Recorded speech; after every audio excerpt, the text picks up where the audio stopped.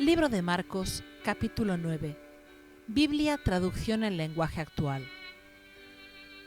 Jesús también les dijo: les aseguro que algunos de los que están aquí no morirán hasta que vean llegar el reino de Dios con poder.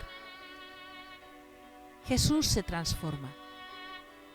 6 días después, Jesús llevó a Pedro, a Santiago y a Juan hasta un cerro alto para estar solos. Frente a ellos, Jesús se transformó. Su ropa se puso tan blanca y brillante como jamás aquí en la tierra podría blanquearse. Luego, los 3 discípulos vieron aparecer al profeta Elías y a Moisés conversando con Jesús. Entonces Pedro le dijo a Jesús: «Maestro, qué bueno que estemos aquí. Vamos a hacer 3 enramadas, una para ti, otra para Moisés y otra más para Elías». Los discípulos estaban muy asustados y Pedro se puso a hablar sin pensar en lo que decía. De pronto bajó una nube y se detuvo sobre ellos. Desde la nube se oyó una voz que decía: «Este es mi hijo, yo lo amo mucho, ustedes deben obedecerlo». Enseguida miraron a su alrededor y ya no había nadie con ellos, solo estaba Jesús. Mientras bajaban del cerro, Jesús les ordenó que no le contaran a nadie lo que habían visto hasta que Él, el Hijo del Hombre, resucitara. Pedro, Santiago y Juan guardaron el secreto, pero se preguntaban qué significaba aquello de resucitar. Entonces le preguntaron: «¿Por qué dicen los maestros de la ley que el profeta Elías va a venir antes que el Mesías?». Jesús les respondió: «Eso es verdad.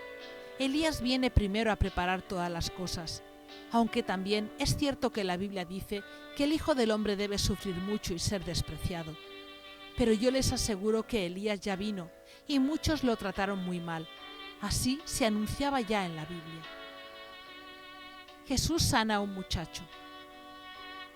Cuando llegaron a donde estaban los otros discípulos, vieron que había mucha gente a su alrededor y que los maestros de la ley estaban discutiendo con ellos. Al ver a Jesús, la gente se puso muy contenta, pues no esperaba verlo. Todos corrieron a saludarlo. Jesús les preguntó: «¿Qué es lo que discuten entre ustedes?». Uno de los que estaban allí le dijo: «Maestro, te traje a mi hijo, pues tiene un espíritu malo que no lo deja hablar. Cuando el espíritu entra en mi hijo, él se cae al suelo y empieza a echar espuma por la boca. Sus dientes empiezan a rechinar y él se queda rígido. Les pedí a tus discípulos que expulsaran de mi hijo a ese espíritu malo, pero no han podido». Jesús les dijo: «¿Por qué no han aprendido a confiar en Dios? ¿Acaso no pueden hacer nada sin mí? ¿Cuándo van a aprender? Tráiganme aquí al muchacho». Enseguida se lo llevaron. Cuando el espíritu malo vio a Jesús, empezó a sacudir al muchacho con gran fuerza. El joven cayó al suelo y empezó a echar espuma por la boca. Jesús le preguntó al padre: «¿Desde cuándo le pasa esto?». El padre respondió: «Desde que era pequeño. Desde entonces el espíritu malo siempre ha querido matarlo y lo arroja al fuego o al agua. Por favor, haz algo para ayudarnos. Ten compasión de nosotros». Jesús le preguntó: «¿Puedes confiar en Dios? Para el que confía en Él, todo es posible». Enseguida el padre gritó: «Sí, confío en Dios. Ayúdame a confiar más en Él». Cuando Jesús vio que se estaba juntando mucha gente a su alrededor, reprendió al espíritu malo y le dijo: «Espíritu malvado, que impides hablar a este joven, te ordeno que salgas y no vuelvas a entrar en él». El espíritu malo gritó, haciendo que el muchacho sufriera otro ataque. Luego salió y lo dejó como muerto. Mucha gente decía: «¡Está muerto!». Pero Jesús tomó al joven por la mano y lo ayudó a levantarse. Más tarde, cuando Jesús regresó a casa, los discípulos lo llevaron aparte y le preguntaron: «¿Por qué nosotros no pudimos expulsar ese espíritu?». Jesús les contestó: «Esta clase de espíritu malo solo se puede expulsar por medio de la oración». Jesús habla otra vez de su muerte. Jesús y sus discípulos se fueron de ese lugar y viajaron por la región de Galilea.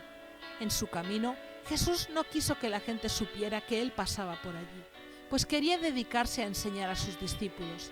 Les decía: «Yo, el Hijo del Hombre, seré entregado en manos de los que me han de matar, pero 3 días después resucitaré».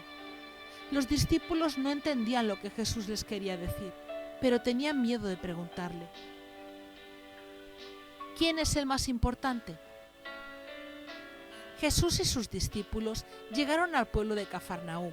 Cuando ya estaban en la casa, Él les preguntó, ¿de qué estaban hablando cuando venían por el camino? Los discípulos no contestaron nada porque habían estado discutiendo cuál de ellos era el más importante.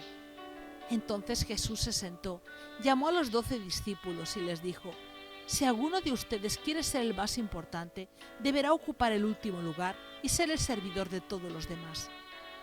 Luego llamó a un niño y lo puso frente a ellos. Lo tomó en sus brazos y les dijo, si ustedes aceptan a un niño como este, me aceptan a mí. Y si me aceptan a mí, aceptan a Dios, que fue quien me envió. Los que están a favor de Jesús.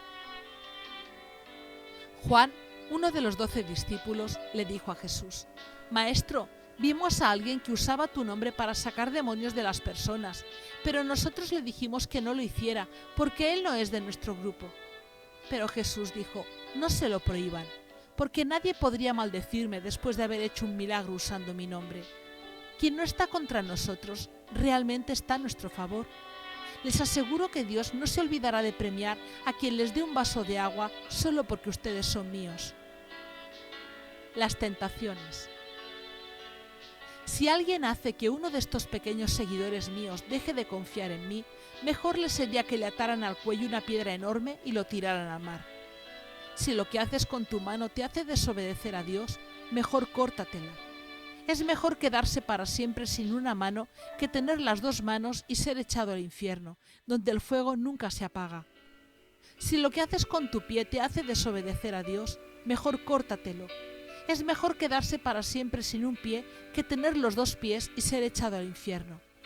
Si lo que ves con tu ojo te hace desobedecer a Dios, mejor sácatelo.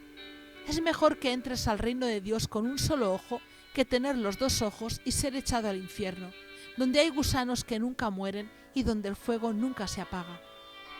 Dios va a purificar a todos como cuando purificamos las cosas con la sal o con el fuego.